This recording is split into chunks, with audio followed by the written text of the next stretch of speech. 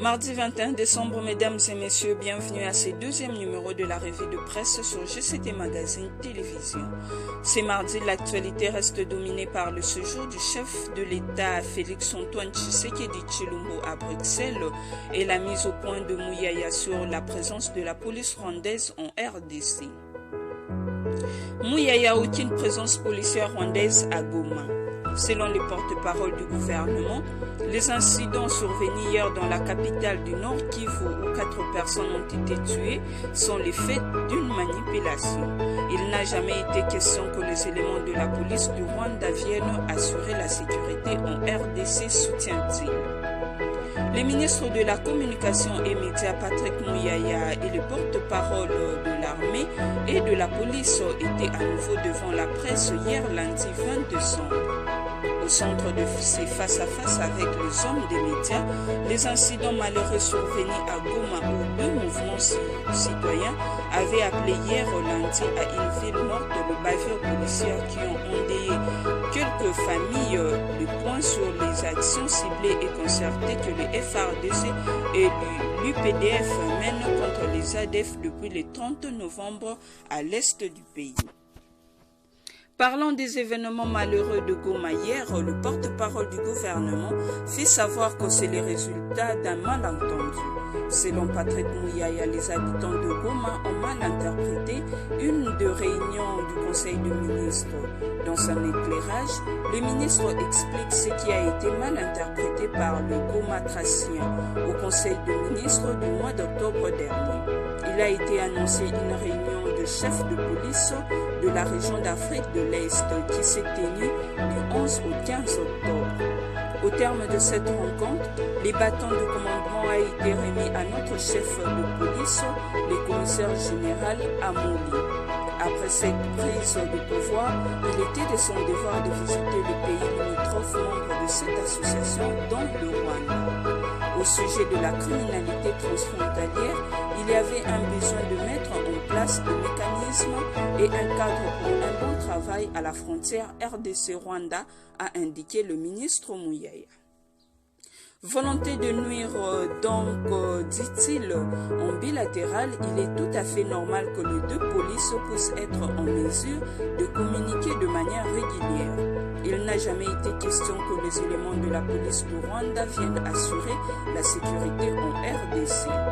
Pour les ministres de la Communication et Médias, ce qui s'est passé hier à Goma est le fait de la manipulation. Il y a donc volonté de nuire. De son côté, Ouragan.c des effectifs policiers rwandais en RDC. Mouyaya invite les médias à combattre le fake news. Patrick Mouyaya Katembo invite les médias à briser la chaîne de mauvaises nouvelles pour lutter efficacement contre la désinformation, facteur des incidents malheureux survenus lundi au Nord Kivu. La main sur le cœur, le ministre de la Communication et Médias, porte-parole du gouvernement, a déclaré devant la presse que l'information faisant état de la présence de la police rwandaise en RDC n'est ni plus ni moins qu'une simple manipulation. Profitant du point de presse co-animé lundi avec le porte-parole de la police et de l'armée, dans le cadre du briefing sur l'état de siège, la bouche autorisée du gouvernement congolais a sollicité la contribution des médias pour combattre ces fléaux de la désinformation. Le ministre des Médias a mis au défi tous ceux qui soutiennent la thèse de la présence de policiers rwandais en République démocratique du Congo de brandir ne fût-ce qu'une photo d'un seul policier rwandais imaginaire. À l'occasion, il a souligné que les organisateurs de manifestations qui ont été à la base des incidents malheureux survenus au Nord Kivu répondront de leurs actes.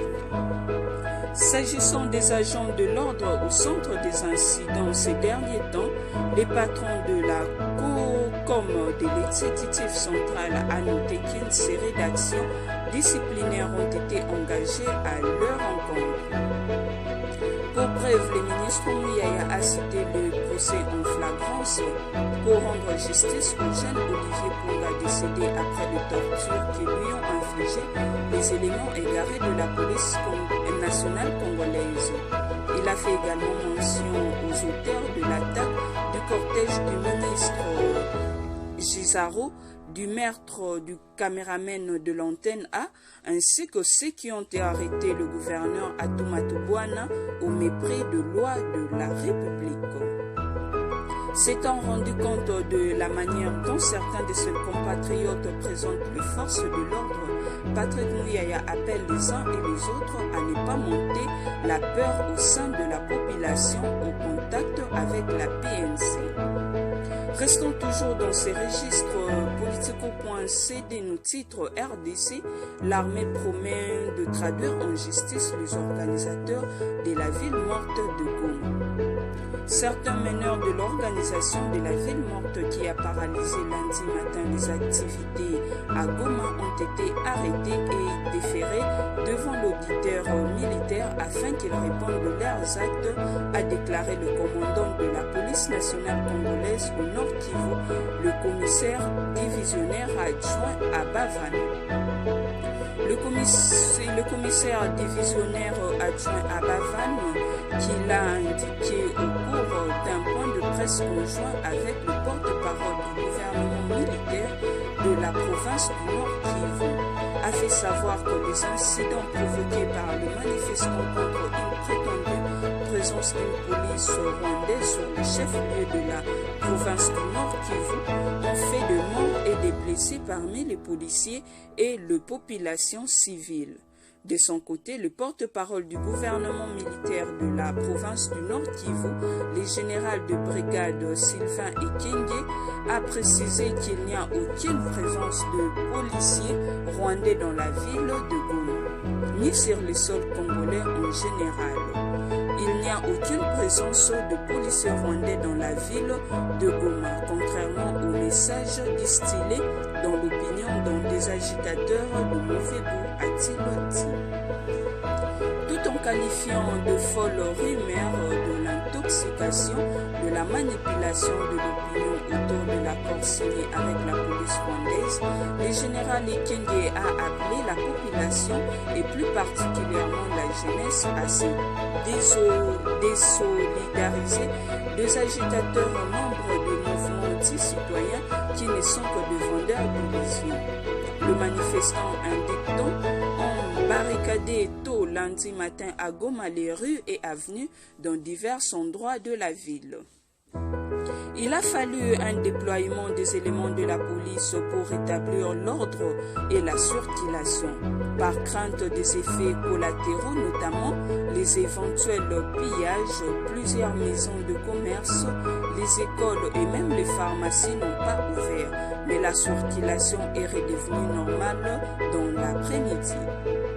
Changeons de chapitre avec Actu7.cd qui titre Félix Tshisekedi à Bruxelles pour préparer les sommets Union européenne, Union africaine.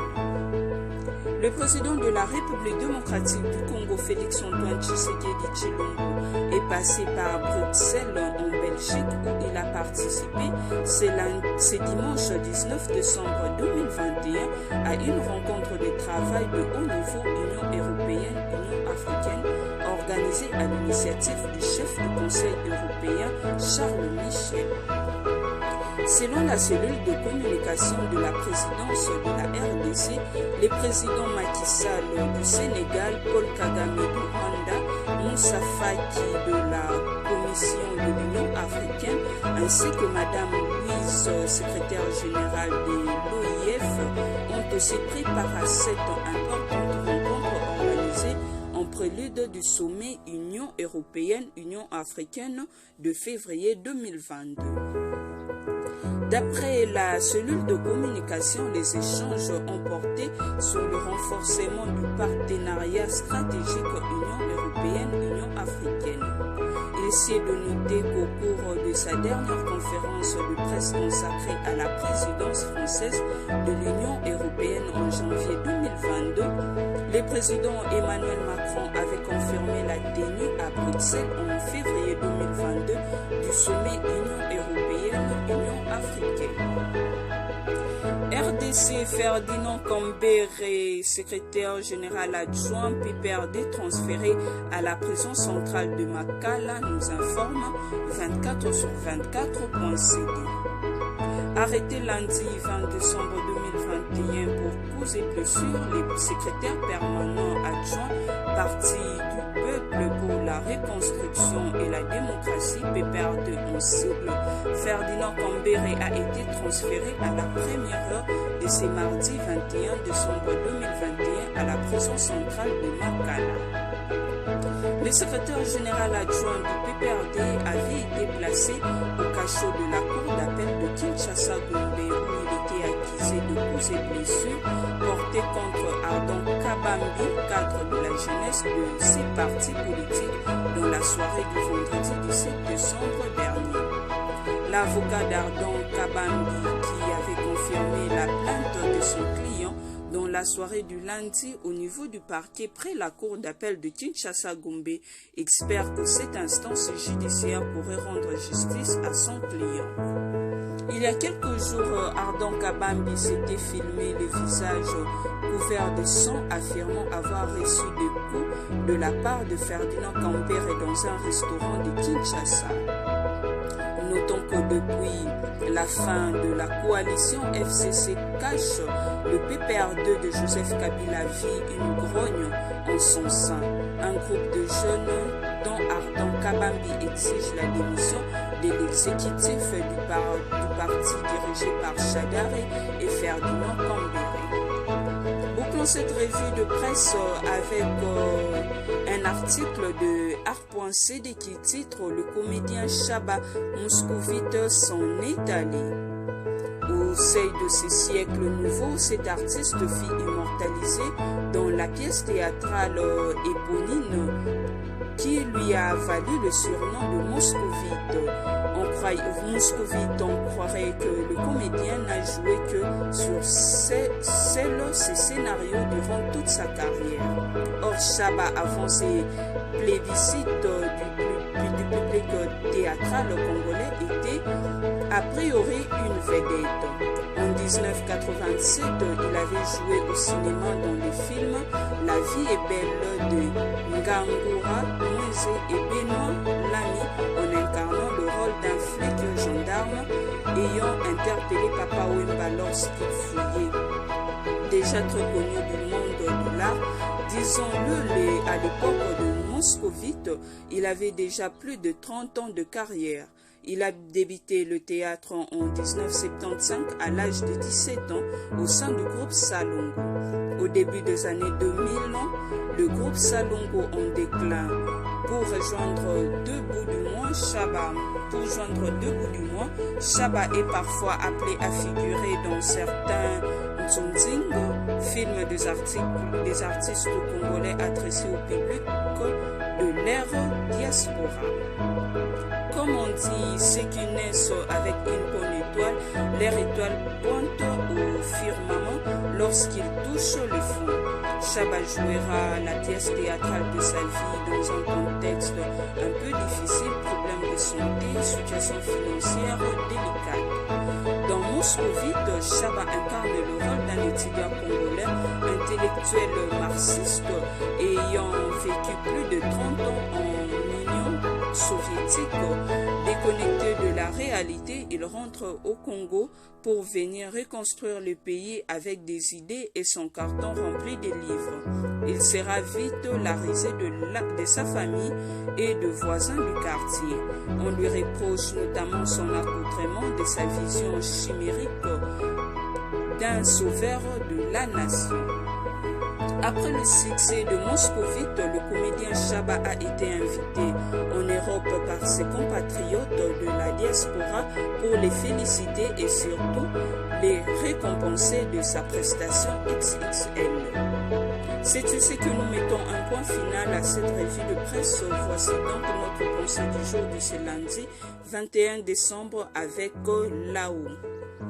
Si quelqu'un t'a offensé, ne cherche pas à te venger. Assieds-toi au bord de la rivière et bientôt tu verras passer son cadavre. Restez connectés sur votre chaîne GCT Magazine Télévision, une chaîne par excellence. À demain pour un nouveau numéro.